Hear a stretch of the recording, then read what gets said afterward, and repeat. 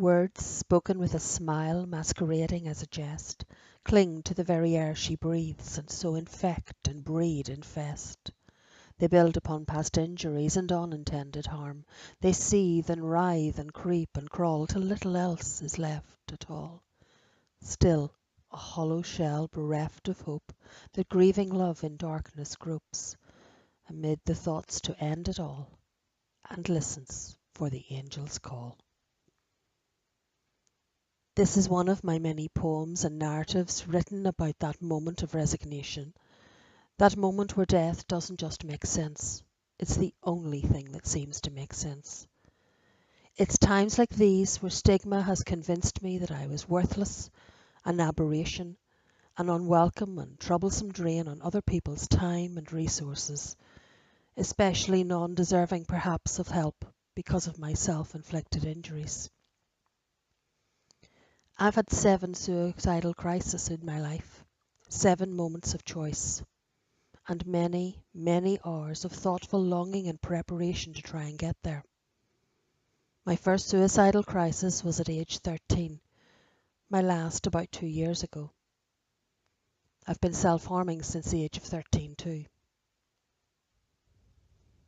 Death wasn't stalking me all those years. He was my friend.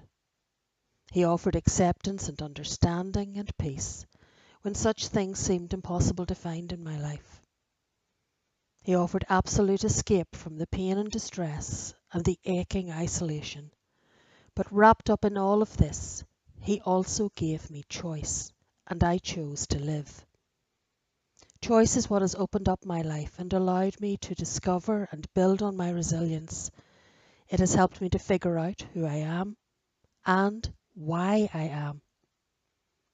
Resilience isn't about how much you can keep on taking, keep on carrying. It's not about sucking it up and getting on with it. Resilience isn't about bouncing back to where you were before. Resilience is about being open to learning as you transition through, applying previous learning and coping tools, being observant, shifting beyond the passive into the inquisitive, really getting to know yourself and your strengths. Accepting how your strengths and skills increase with each cycle. Accepting how confidence increases with each cycle. Accepting a new and stronger self-image based on that evidence. In short, resilience is about growth. I've grown so much as a person by travelling through those suicidal crises and incidences of self-harm and the many challenges both in my past and recently. I've trusted what I've learned about myself and allowed my life decisions to be guided by what matters to me rather than what other people expected of me. A few years ago, I did a life audit. I turned my life and work upside down to meet my real priorities, and that action was not without serious personal and practical challenges and consequences. I wouldn't have been able to navigate the process had I not built up quite a substantial amount of resilience.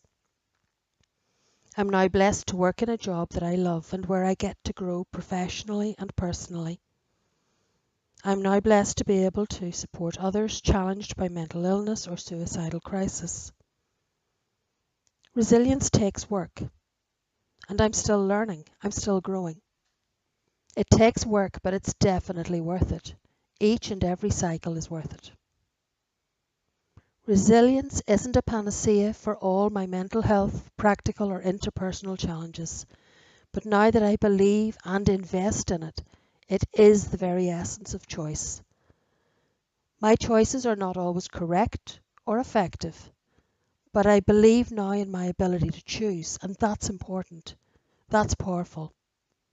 Life events may not always be within my control, but I believe in my ability to choose how I react to them. This is my lived experience of resilience in action. I'm proud of how far I've come over the years and how strong I've become.